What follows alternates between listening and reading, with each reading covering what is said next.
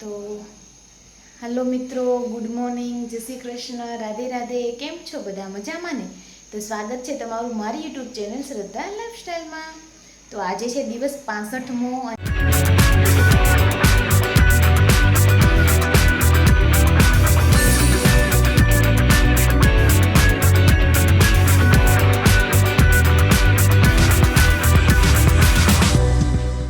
અને આજે જો સવારમાં આપણું ગરમ પાણી કરવા મૂકી દીધું છે અને આની અંદર આપણે મકાઈ પણ બાફવા મૂકી દીધી છે. તો સવારે આપણે આજે નાસ્તામાં મકાઈ જ લેવાની છે. તો ભાઈ ચાલો આજે હવે આપણે પહેલાં શરૂઆત કરી દઈએ દિવસની અને પાણી પણ પી લઈએ. ચાલો.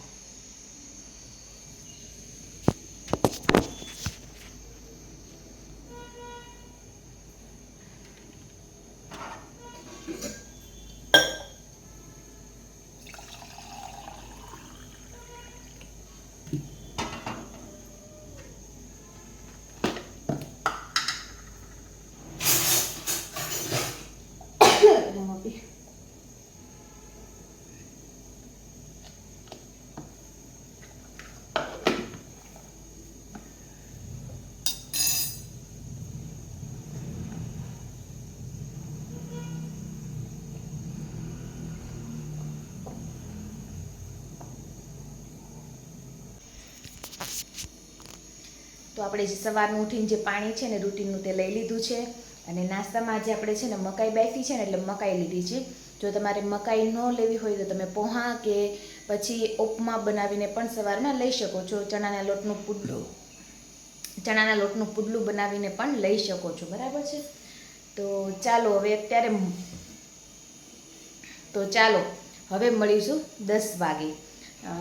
કેમ કે નાસ્તામાં તો મેં તમને કહી દીધું કે શું ખાવાનું છે તે એટલા માટે. અને બપોરે જોઈએ હવે, જો મકાઈનો ચેવડો બનાવીશ ને તો આજ તો આખો દિવસ મકાઈ પર જ ચાલશે. પછી કેમ કે છે ને ભૂલાઈ જાય છે, મકાઈ ખાવાની રહી જાય છે એટલા માટે. તો ચાલો, જે પણ હું બપોરે બનાવીશ ને હું તમને કહીશ કે આજે બપોરે શું લીધું છે ને તે. તો ચાલો હવે મળીશું 10 વાગે. તો અત્યારે વાગી ગયા છે 10 અને 10 વાગે આપણે લીધું છે અત્યારે ચિયા સીડ્સનું પાણી. જોવો તો 1 ગ્લાસ જેટલું લઈ લેવાનું છે. એક દિવસ પમ્પકિન સીડ્સ લેવાના છે ને એક દિવસ આ લેવાનું છે. બંનેમાં ફાઈબર બહુ સારું હોય છે. અને એક મારા યુટ્યુબ છે સબસ્ક્રાઈબર, એનો કેવો મેસેજ હતો કોમેન્ટમાં કે મારા ફ્રેન્ડે છે ને કે ચિયા સીડ્સનું પાણી પીને કે એની કોથળી છે ને ઠંડી થઈ ગઈ હતી. તો એવું હોય નહીં ચિયા સીડ્સના પાણીથી. હું એટલે જ કહું છું કે ચિયા સીડ્સ ને તકમરિયા બંને અલગ અલગ આવે છે. તો તમે એક વખત કન્ફર્મ કરી લો બંને સાઈડથી, અને ડૉક્ટરને પણ પૂછી લો. કેમ કે આ જે ચિયા સીડ્સ છે ને એ બધા ડાયટિશિયન છે ને એ કહેતા જ હોય છે કે તમે લઈ શકો. કેમ કે આમાં છે ને ફાઈબર સારું હોય છે, બધા કેલ્શિયમ ને બધું બહુ સારું હોય છે. અને આ ઠંડી તાશી નથી. આનાથી જોઈ શકો તો કાંઈ થાય નહીં, પણ એક વખત તમારે ડૉક્ટરની સલાહ લઈ લેવી તમને જો એવું અંદર થતું હોય ને તો. બાકી આનાથી કંઈ થતું નથી. બરાબર છે. તમારી ફ્રેન્ડે જે લીધું હશે ને કદાચ તકમરિયા હશે, તો એના હિસાબે એવું લોંગ સમય સુધી તકમરિયા લેવાથી એવું થઈ શકે. એટલે જ હું કહું છું કે તકમરિયા અને ચિયા સીડ્સ બંને અલગ છે. બરાબર. તમે જાતે જ જોઈ લો અને જાતે જ અનુભવ કરો ત્યારે તમને ખબર પડશે. જોવાથી તમને નહીં લાગે. તો એવું લાગે તો થોડાક તકમરિયા અને થોડાક ચિયા સીડ્સ જાતે લઈ અને સર્ચ કરો ને. ઘણાય ગૂગલ સર્ચમાં અલગ બતાવે છે ને ઘણાય સરખું બતાવે છે. તો તમે સમજો. બરાબર છે. બંને વસ્તુ અલગ છે. તો ચાલો, 10 વાગે લઈ લીધું છે આપણે ચિયા સીડ્સનું પાણી અને બપોરે મળીએ હવે. આપણે ઓઇલ વગરની સાબુદાણાની અને મોરિયાની ખીચડી બનાવવા માટે છે ને પાણી છે ને ઉકળવા મૂકી દેવાનું. પછી આપણે એની અંદર છે ને આદુ મરચી અને ટમેટું, મીઠું અને સ્વાદ અનુસાર હળદર, અને આ જે આપણે મોરૈયો અને જે સાબુદાણા પલાળ્યા હતા ને જેની અંદર તમારે 2 ચમચી સાબુદાણા અને 2 ચમચી જેટલો મોરૈયો, બરાબર છે, તમારે તમારી ક્વોન્ટિટી પ્રમાણે લઈ અને સરસ જેવું ઉકળવી દેવાનું. હવે આ છે ને આને એમનેમ જ ઉકાળી લેવાનું. આની અંદર છે ને તમારે ગાજર, કેપ્સિકમ એવું કોઈ બી વસ્તુ એડ કરવી હોય ને તો કરી શકો. હવે આને છે ને અંદર હળદર એડ કરી દઉં છું. ચવો હળદર પણ એડ કરી દીધી છે.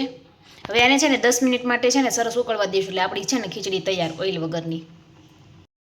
મારે કોઈ વાર નથી રહ્યું, પણ આ તો બધા કહેતા હતા કે ઓઇલ વગરની ખીચડી કઈ રીતના કરી, તો હું કીધું બતાવી દઉં. તો જો ચડવા મૂકી દીધી છે. 10 મિનિટ પછી આપણી ખીચડી થઈ જશે. તમે એની અંદર લીંબુ એડ કરીને ખાઈ શકો છો. ઉપરથી ધાણા પણ એડ કરી શકો છો. અને ખાવામાં બહુ સરસ લાગે છે અને તેલની પણ જરૂર નથી રહેતી. હકીકતમાં કહે છે ને કે તેલનો કોઈ સ્વાદ નથી હોતો, પણ આપણને આદત પડી ગઈ હોય તેલવાળું ખાવાની, એટલે પછી તો આ તેલ વગરની છે તમે જરૂરથી ટ્રાય કરજો, જે બહુ સારી છે હેલ્થ માટે.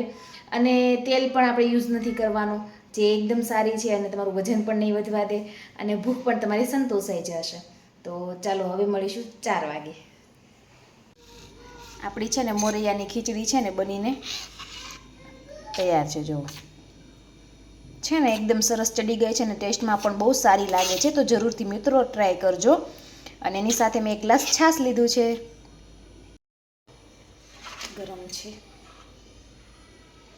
તો જરૂરથી ટ્રાય કરજો.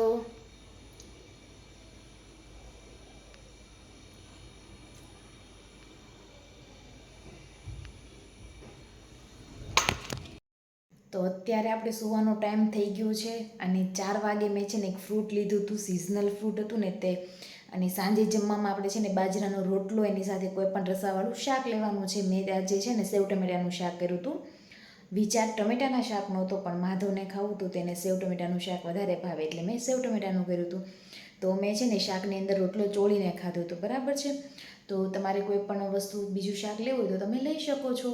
અને અત્યારે આપણે સૂવાનો ટાઈમ થઈ ગયો છે, તો અત્યારે આપણે લઈ લેવાની છે જે સૂવા ટાઈમે જે આપણે ફાકી લઈએ છીએ ને, તે 1 ચમચી જેટલી નોર્મલી ગરમ પાણીમાં.